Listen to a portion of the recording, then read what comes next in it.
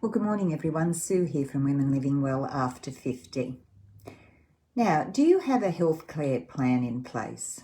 Recently, my husband and I went to the doctor, and they suggested that he could do with having a health care plan in place. And that's available in Australia. It might be available in different countries, but in Australia, if you are eligible, you have a chronic illness, and it can provide you with free access to allied health professionals such as podiatrists, physiotherapists, dietitians, diabetes educators.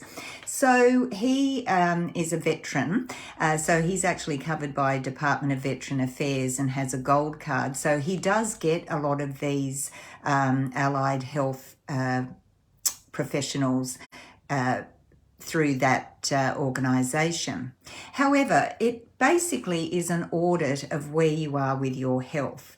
And I started to think that perhaps I've been giving too much to others and looking after them and not looking after my own health. So it gave me a pause when I was talking to the nurse, or I was there as Mike was discussing with the nurse, what was involved. And I thought, well, okay, I'm not eligible. Thank goodness I don't have a chronic illness at the moment, and hopefully I won't.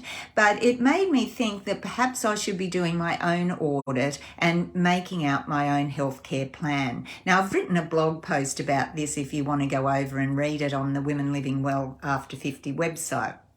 But basically, what's the benefits of a care plan? Well, it provides a structured approach to your health. It makes you think about your health and wellness.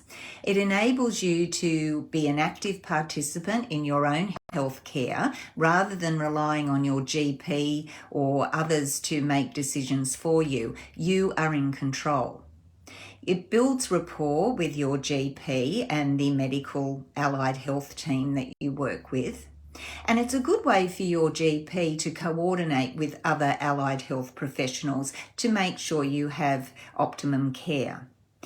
Now, that's the benefit of a healthcare plan that is one, as I said, if you've got the chronic illness, but you can still use those benefits and principles to create your own. So I thought it was time to establish my own healthcare plan for myself just to work through. Now, my word of the year is time and using my time wisely. And like many of you, I probably am guilty of giving a lot of my time to my family, my loved ones, and my friends, and perhaps not looking after myself as well as I should be. I think I'm doing okay because I work out regularly. I try to eat healthy most of the time, and I try to take time for myself, but it can be something with your health. If you're feeling okay, perhaps you let those certain tests or screenings that you need to have, you might just forget about those and not put anything in place. So by having that healthcare plan, you can make a list of what is relevant for you and your health and what screenings you need to have. Now, for me, I have a family history of medical issues, so I have to be very mindful of my screenings. For example, my mum had breast cancer and she died at 63. My dad had bowel cancer and he died at 66. And my brother had another form of cancer, but because we weren't regularly in touch, he lived in another country. I'm not sure what it was, but he was only 65.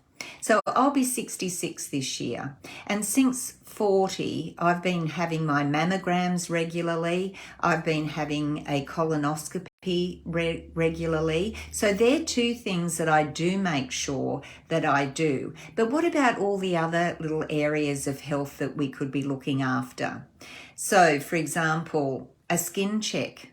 I live in Queensland, which has one of the highest rates of skin cancer in the world, and yet I don't make the time to go and have a skin check. So that's on my list. as a runner and working out, I don't really go to the physio or have a massage regularly, which could probably benefit my body. So that's on my list. I want to get back on track with healthier eating. I want to make time to reduce stress and anxiety by doing things that I enjoy, putting myself first a little bit occasionally, which is definitely not selfish, but is good for our health and well-being. So that means perhaps reading, which I love, and working out, doing things for myself, and other forms of self-care. So for me, on my list, I also have to go back to the cardiologist because of a genetic condition, and I haven't been for a couple of years with COVID and everything. So, that's on my list.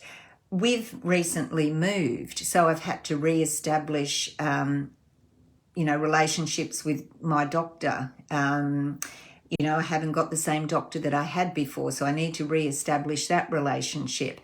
I've got to find a dentist, and I'm not a fan of going to the dentist, but it's something that we need to do. We've got our eyes that we need to look after. So for me, I just sat down and thought, okay, I went from head to toe, and thought about all the things that I needed to do to stay well and to stay healthy, and things that I might have let go. So I just wanted to pop on today and talk about that and encourage you, if you don't have a healthcare plan in place, and a formal one, then why not take the time today to just jot down a few things that you might have let slide with your health, and